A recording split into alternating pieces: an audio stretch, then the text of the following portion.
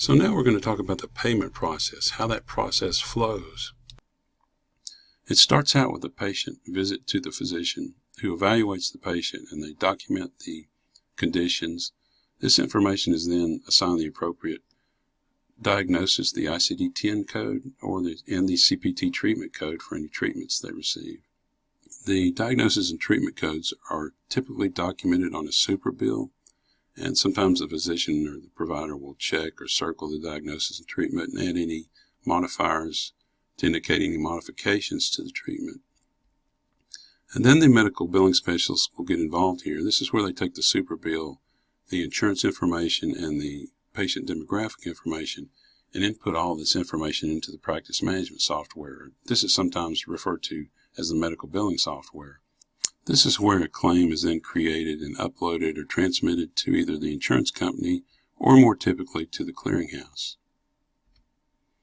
Continuing with the payment process, if there are any problems with the claim, the medical billing specialist will follow up and find out what's wrong, correct the claim, and then resubmit it. They may also file an appeal with the insurance payer, which could be a written letter or some additional documentation to support the insurance claim. And once the payment's received from the insurance carrier, it's accompanied by what's referred to as a remittance advice statement, sometimes referred to as an ERA for an abbreviation. This information is entered into the practice management software, and it's reconciled with the patient account and the claim for that patient visit. If there's any copays or coinsurance or deductibles, the patient statement will then be printed and mailed to the patient. Any unpaid claims require investigation and follow-up to keep the accounts receivable low for the practice, and this is something that the medical billing specialist is involved in frequently. Any delinquent patient accounts may require additional statements or letters and coordination with a collection agency if necessary. So here's a very simplified diagram of the reimbursement process. It starts out when the patient visits, gathering the insurance information and their demographic information and collecting their copay. Once that's collected, the patient visits with the provider and the encounter is documented. This documentation is used to assign the appropriate diagnosis and treatment codes, and all of this information is then collected and entered into the practice management software.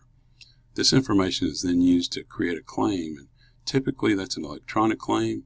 Very occasionally, very rarely, like less than 5% of the time, a paper claim is created, and that's at that point it's just printed out and mailed to the payer. Electronic claims are then submitted or uploaded to the clearinghouse in a batch, and these are checked for any errors once they are received or uploaded to the clearinghouse. And if they pass that test, pass any checks there, they're then transmitted to each individual insurance company or insurance payer.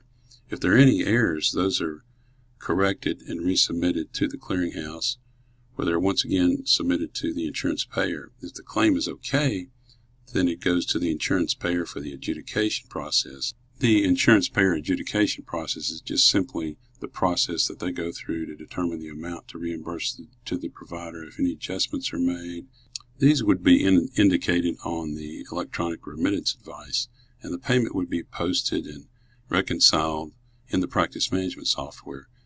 Once insurance payments have been received and reconciled, the patient would be billed for any remaining balance that would be coinsurance or deductible typically. And those statements would be sent to the patient and payment made directly to the provider by the patient for those remaining balances. So that completes Lesson 1, a brief description of what medical billing is. Next, in Chapter 2, we'll be talking about some of the more common terms and acronyms used in medical billing.